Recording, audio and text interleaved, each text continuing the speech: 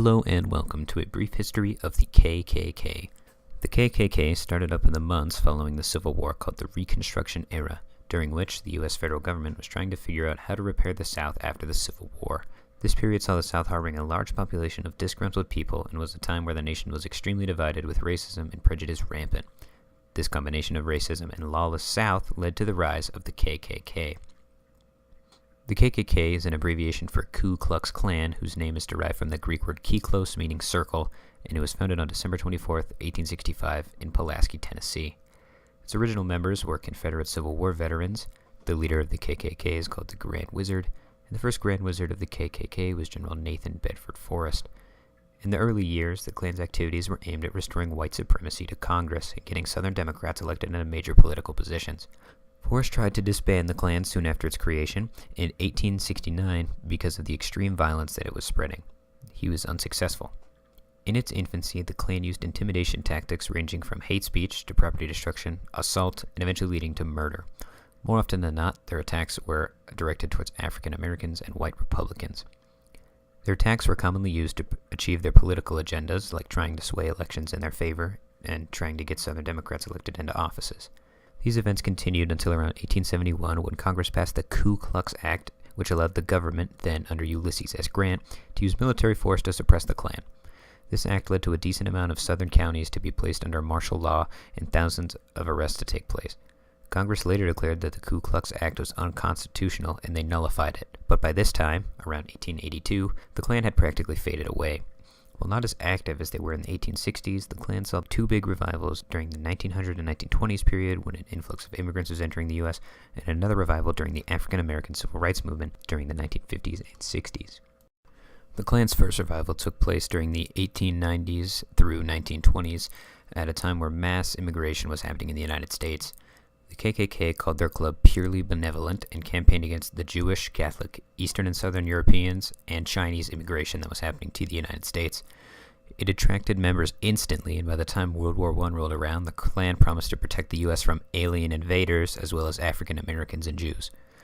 As the 20s rolled around, the Klan saw itself growing to around 100,000 followers, the biggest it had ever been, and expanded its views to include opposition not only towards blacks, Catholic, and Jews, but also towards bootlegging, dope, nightclubs and roadhouses, unfair business deals, and sexual and scandalous behavior. In 1924, 40,000 Klan members paraded the streets of Washington, D.C. during the Democratic National Convention. The Klan had serious connections to political offices at the time, ranging from county officials to some members of Congress, and it is alleged that Presidents Harry S. Truman and Warren G. Harding were even a part of the Klan. However, evidence on this matter is inconclusive. Due to infighting and disagreements on current events, the Klan split into fragments and nearly disintegrated by the end of the 1920s. The second revival for the Klan took place during the Civil Rights Movement in the 1950s and 60s. The second revival was nowhere near the size of the first one, due to many Klan members refusing to unify over ideological differences. The rising fortunes and rights of African Americans in the United States gave reason for unification among Klan members, but organizations like the FBI had a new commitment to infiltrate and break up the Klan's activities, which is why the second Klan revival was ultimately a failure, and most Klan activities during the time were done by independent members straying from the group and doing their own thing. Lynching and other crimes towards African Americans certainly took place during the time. However, this was not under a unified KKK, despite many of the attacks that were carried out were in the name of Klan or white supremacist views. It is important to know that there was no centralized Klan at the time, and most acts of aggression towards blacks were done out of racism and hatred and carried out by independent parties that were not technically a unified organization, which is why the second revival is a failure due to the fact that the Klan was not gaining members, even though people were still donning the traditional hood and cape. From the 1970s until now, the KKK has become a shadow of its former self. Decentralization, along with fragmentation of the organization as a whole, has led to its steady decline.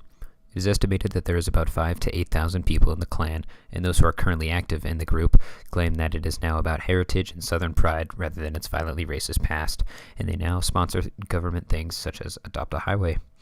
Their main fight today is about rebuking legislation that they deem as hostile towards their beliefs, which tends to be Protestant Christian, and openly oppose things such as gay marriage and abortion, and are also known to be critical of government programs that they believe aid African Americans, such as welfare and food stamps, despite a portion of the people in the KKK being on these programs themselves. Other activities the group currently does is they hold rallies where they dress up in their traditional KKK garments and sometimes burn crosses, but they are relatively violence-free as current legislation punishes things such as hate crimes and violence towards other races. The Klan is still classified as a hate group, and most of its members are often racist and xenophobic.